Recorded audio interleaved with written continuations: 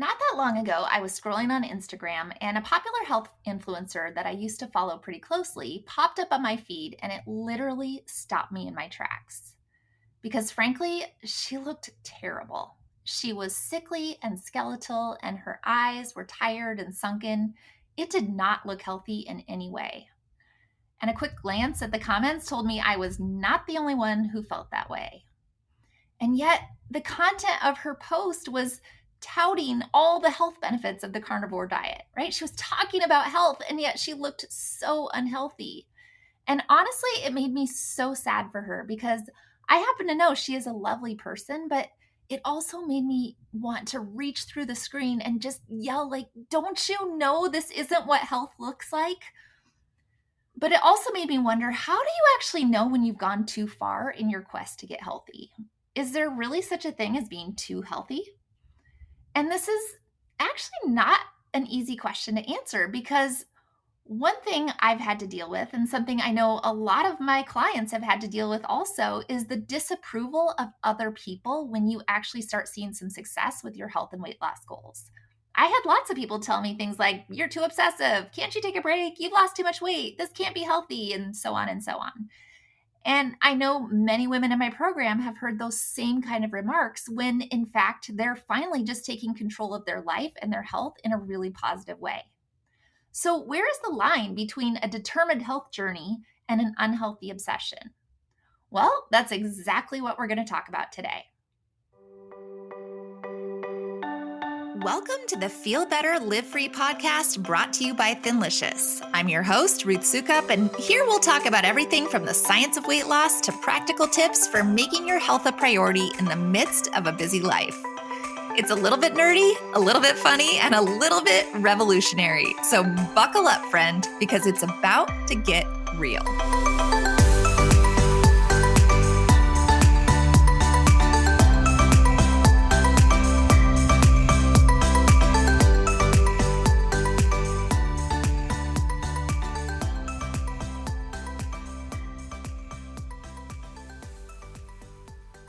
Hey there, and welcome back to the Feel Better, Live Free podcast. Once again, my name is Ruth Sukup, and I'm the founder of Thinlicious and the creator of the Thin Adopted System, as well as the New York Times bestselling author of 7 books.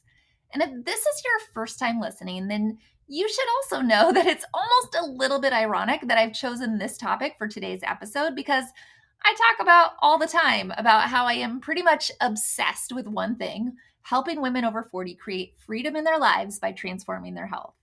And honestly, I'm not ashamed of that obsession. I like to think of it as starting a health revolution. And that's really, to me, what this podcast is all about. It's about freedom, and specifically about the freedom to feel your best, the freedom to not be controlled by food addictions ever again, and the freedom to confidently pursue all of your big goals and dreams because your health is no longer holding you back. Because the truth is that there is currently a health crisis happening in our country, an epidemic of obesity and disease that is keeping so many women stuck and trapped in a vicious cycle of low energy and medication and just not feeling good.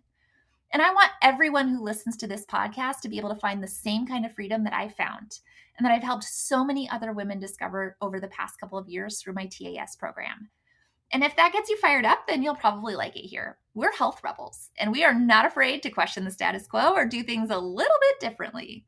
Because we're not looking for a quick fix, but a real sustainable lifestyle change that actually works. And we're not willing to settle for anything less than freedom in this area of our lives.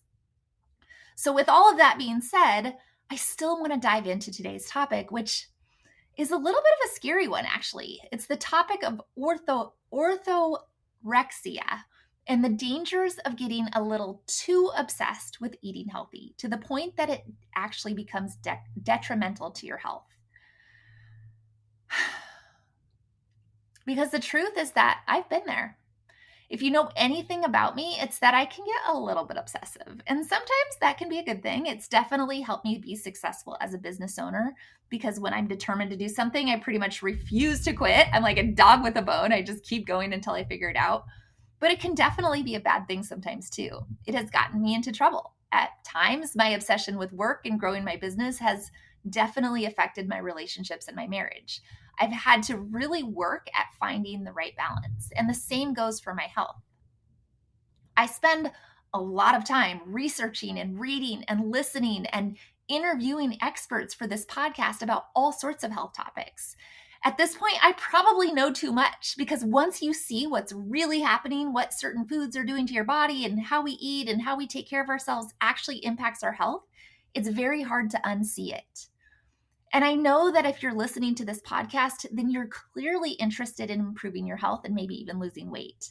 And maybe you've even struggled with finding the right balance when it comes to a healthy lifestyle. Maybe you've had moments where you've wondered if you were taking it a little bit too far, getting a little too obsessive. And of course, the reality is that there's tons of conflicting advice out there, right? And it's really hard to know what's actually good for you and what's not. And it can be really easy to get sucked into all the fear mongering and the hype, and to start cutting things out of your diet left and right, to start feeling like there's only certain things that you can do in order to be healthy, and to get very caught up in it all. And it can be exhausting. But in the end, I don't think that's sustainable or healthy, because when you're constantly cutting things out and constantly restricting yourself and constantly trying to eat a certain way and constantly worried about it to the point that it's affecting the rest of your life, that's not freedom. And that's not what we're going for. Instead, that's when getting healthy starts to have this negative impact on your mental and emotional well-being, not to mention your physical health. And then that's when it becomes a problem. So that's what I want to talk about today. I want to talk about the dangers of orthorexia. I can hardly say that word, and I'm going to have to say it lots of times over the course of this episode. But how to recognize the warning signs and what you can do to avoid falling into this dangerous trap. But before we do that, I want to take a quick second to let you know about an opportunity to work with me and my team to transform your health. Because if you're looking for a more personalized approach and you want to work with a health coach to help you reach your goals, then you should know that we are currently enrolling new clients into our TAS program, which stands for the Thin Adapted System. It's a program that is designed to help you heal your gut and balance your hormones and reverse insulin resistance so that you can lose weight and keep it off for good in a healthy, sustainable way. Because we don't just focus on what to eat or what not to eat, we actually focus on transforming your mindset. And that's why it's a program that gets results. Our clients are not only losing weight with a 92% success rate, they're also reversing type 2 diabetes, they're healing their leaky gut, they're getting off medication, and so much more. And it's been so amazing to see the transformation in so many women's lives. And if that's something that you are interested in, I would love to have you join me for a free workshop where I will explain how and why our program works and explain how you can get started. So to register for that, just go to thinlicious.com/workshop. Sorry, thinlicious.com/workshop, not workbook, /workshop. And I will see you there. Okay. So with that out of the way, let's dive in to the topic of the day.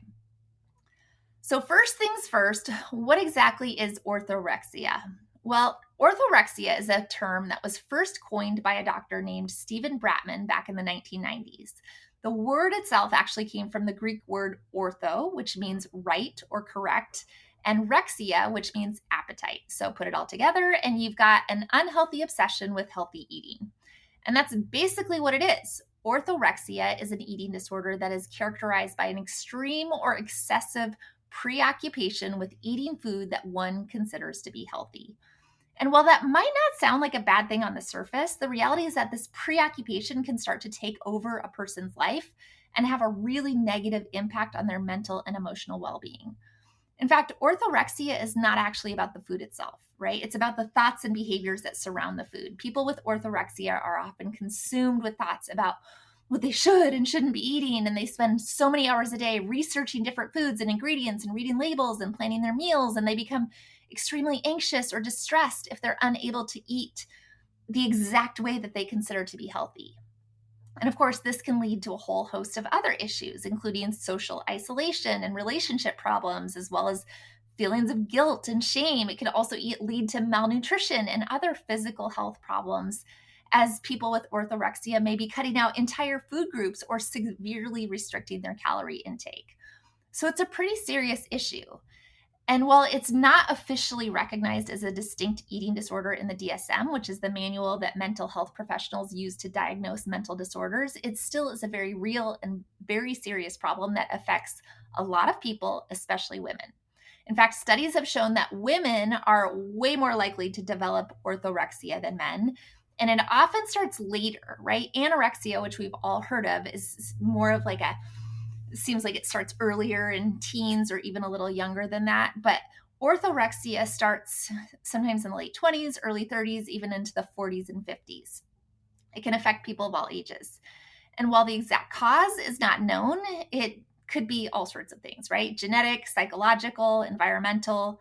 But that's what orthorexia is. It's an eating disorder that's characterized by an extreme or excessive preoccupation with eating food that one considers to be healthy.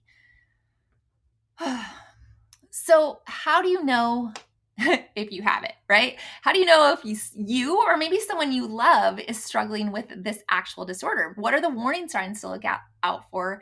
And what is the difference between like actually taking action to change your life? I think that's the part that I want to like really dive into. What's the difference between like being diligent and being determined to reach your weight loss goals and kind of crossing over into the dark side of orthorexia? So let's talk about some of the most common warning signs of orthorexia. Number one is an extreme preoccupation with food and eating healthy that never goes away, even after someone has reached their initial weight or health goals, right? Their weight loss goals or health goals. This is probably the most obvious sign of orthorexia. So if you or someone you know is constantly talking about food and thinking about food and obsessively planning meals and reading labels and researching ingredients, even after you've lost the weight or you've actually reached your health goals, you've gotten off your medication, right? You've had all these things happen that you were trying to make happen, but you're still obsessing, that could be a red flag. And it might seem like a strange thing to say if you've been listening to this podcast for a while or you're already in my TAS program, because you know how much we talk about the importance of reading labels and planning your meals and tracking your food. And that stuff is important. So let me be super clear about this. If you're just starting your health journey or you're still working towards your health goals, whether that's just wanting to reach a healthy weight or to reverse type 2 diabetes or to improve your cholesterol or get off medication, then the very best way to do that is to actually watch what you eat, right? To make sure that you're eating the right foods and that you're tracking your macros and that you're planning your meals whenever you can so that you don't get off track. But once you have actually achieved those goals, once you've hit your goal weight or you've been able to eliminate medications and you've healed your body and you've also achieved the main goal of our program, which is to become metabolically flexible, then it should no longer be necessary to be quite so vigilant or restrictive. In fact, at that point, you should be adding in a bigger variety of foods because otherwise you'll continue to lose weight, which probably won't be healthy for you. So that's the first thing to watch out for, that you've achieved your goals, but you just can't stop obsessing over every single thing that you eat. The second big sign is these extreme feelings of guilt and shame and anxiety surrounding food, right? People with orthorexia often have a lot of guilt and shame surrounding their food choices and may become extremely anxious or distressed if they're unable to eat the foods that they consider to be healthy. They may feel like no matter what they're eating or how much they track, they're just still not eating healthy enough, or that they're still doing something wrong, or that they're a bad person for eating certain foods. Or they might have a lot of anxiety around social situations that involve food or about eating out in restaurants. And again, a little bit of this I think might be normal if you're in the middle of your weight loss journey, right? If you are working towards a health goal or a weight loss goal and you don't want to get off track. But if your guilt and your shame and your anxiety becomes so severe that it's taking over your life and it's restricting you and preventing you from actually doing normal, healthy activities, then this is a problem and definitely a red flag. So that's the second sign. Third sign is severe restriction of certain foods or food groups. People with orthorexia often cut out entire food groups or severely restrict their calorie intake. They might even have this like long list of foods that they consider to be off limits and only a few little things that they'll eat. And frankly, I will be honest about this. This is why I am not a big fan of the carnivore craze that seems to be real big right now, right? It's kind of taken over even the keto community. But I honestly, I can't stomach it. I refuse to believe that permanently cutting out whole foods like fruits and vegetables is a good thing for our bodies. It's also why in our program, we don't talk about calories, because your body needs calories. And when you learn how to lose weight in a sustainable way by actually healing your body and reversing insulin resistance and balancing your hormones, your body will tell you what it needs and how much food it needs.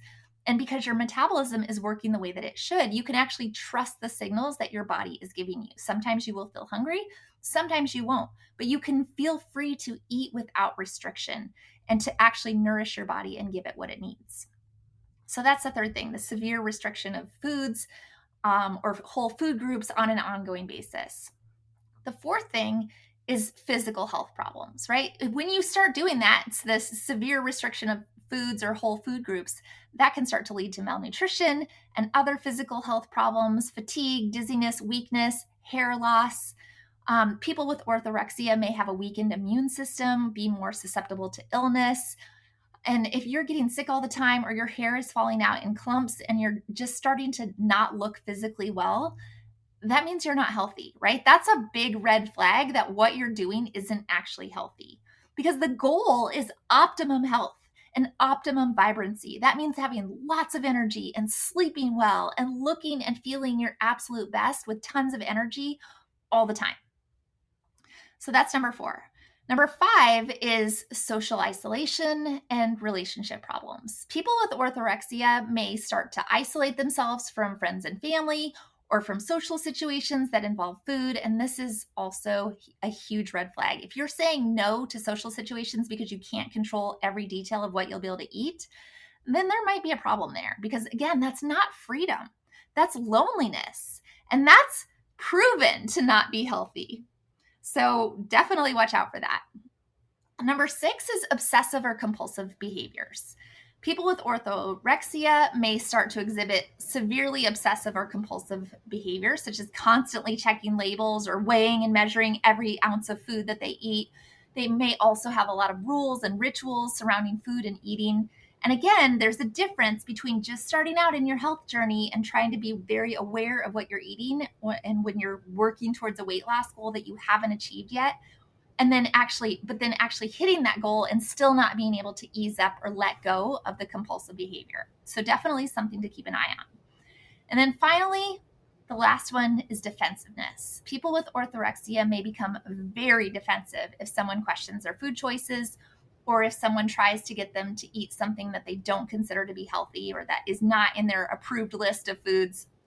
They also may become very judgmental of other people's food choices and may even try to control the behavior of the other people in their life, especially their kids or their spouse.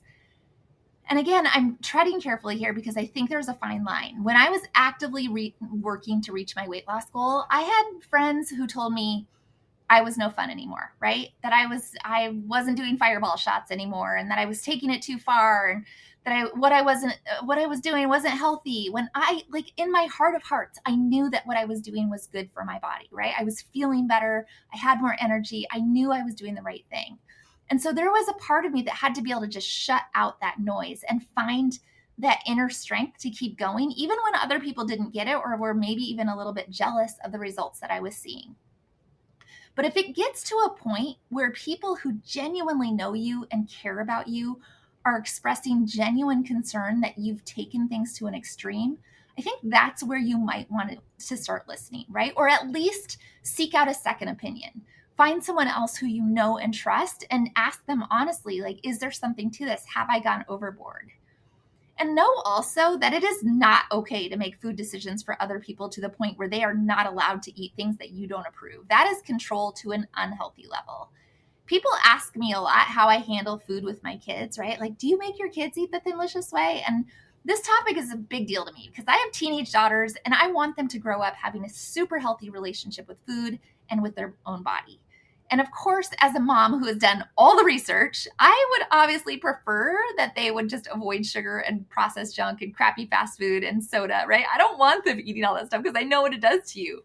But I also know that shoving my views down their throats literally is only going to set them up for a lifetime of disordered eating. They have to have the autonomy to make their own choices. So I, of course, cook healthy meals for my family, which they love to eat. But they also eat like teenagers some of the time, and that is okay. I have to be okay with that. But the cool thing is that over time, I have seen them continue to make healthier choices and to actually start craving the food that will nourish their bodies. I don't have to force them because hopefully I'm modeling the approach that I want them to take. Whew. So what can you do, right? What can you do to avoid falling into this trap of orthorexia? How do you find a healthy balance when it comes to food and eating? How can you reach your health and weight loss goals and really understand the science and understand what's happening without becoming too obsessed or too restrictive to the point that it actually impacts your life in a negative way?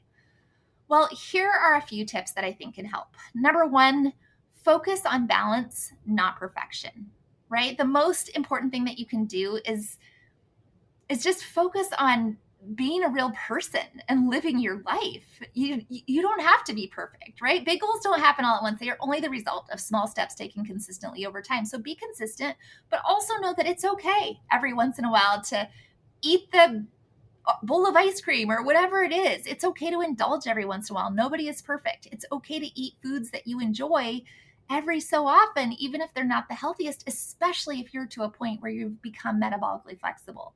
The key is to find a healthy balance that works for you. Number two, listen to your body. Really, really important. And this is something we emphasize so much in our program, that it is so important to learn how to listen to and trust your body, to pay attention to how different foods are making you feel, and to eat in a way that makes you feel your best. If you find that certain foods are causing you to have a certain negative reaction, then it's okay to avoid them. But if you're not having issues with them, if nothing's happening, right? If the sky doesn't fall down because you ate a potato chip, then it's okay. It's going to be okay. So listen to your body and pay attention to what's making you feel good. And along those same lines, make sure that you're eating enough, right? Make sure that you're getting enough protein and enough healthy fats that will make your body feel good and give you energy. If you notice that you have lots of energy and you feel good and you're bouncing out of bed, then you're probably doing the right thing. Number three, seek help if you need it, right? If you're recognizing some of these signs and you think that this might be an issue for you, then it's important to seek help. Talk to a doctor or a mental health professional about what you're going through. Don't be afraid to ask for support. There are tons of resources for this. There are support groups, there are hotlines that you can reach out to. Number four, surround yourself with positive influences. You want to have the right people around, right? You don't like find a friend who's doing the same thing and obsessing with you, because you guys are going to spiral downwards. I think one of the coolest things about our program is our community and the positivity that happens in there, and it feeds on each other. But be mindful of the people that you are following on social media, right? If there are people that are triggering you or making you feel bad about yourself, then it is okay to unfollow or unsubscribe. And then finally, be sure to take care of yourself and practice self-care. Get enough sleep, manage your stress, take time to do things that you enjoy. Be kind to yourself. Don't beat yourself up if you have a bad day or if you don't make the healthiest choices. Give yourself grace. That is so, so important. At the end of the day, the most important thing is to find a way of eating that is absolutely sustainable and that makes you feel your best, because that is what freedom is. And if you can do that, if you can make this about freedom and not about the weight, then that, I think, is where you will be on your way to avoiding all of the dangers of orthorexia. So there you have it, guys. Everything that you need to know about orthorexia and the dangers of getting a little bit too obsessed with healthy eating. It is definitely a serious issue, and it is one that affects a lot of us, especially women. But the good news is that it is possible to avoid falling into this trap, and it is possible to find freedom in your life. Just focus on finding a healthy balance and listening to your body and seeking help if you need it. And again, if you are looking for a more sustainable way to eat that will help you lose weight and feel your best, then be sure to check out our program. Come to our workshop, thinlicious.com/workshop. Why do I keep saying that? Find out what it's all about, because really there is no better program on earth that will help you achieve those goals. And of course, if you enjoyed this episode and you found it helpful, I would love it if you took a minute to subscribe to the podcast on Apple Podcasts or Spotify or wherever you like to listen. And if you have an extra minute, leave a review. Not only does this help us get the word out about the podcast, but it also helps other women find it and hopefully change their lives for the better. And then I will see you back here very soon for another new episode.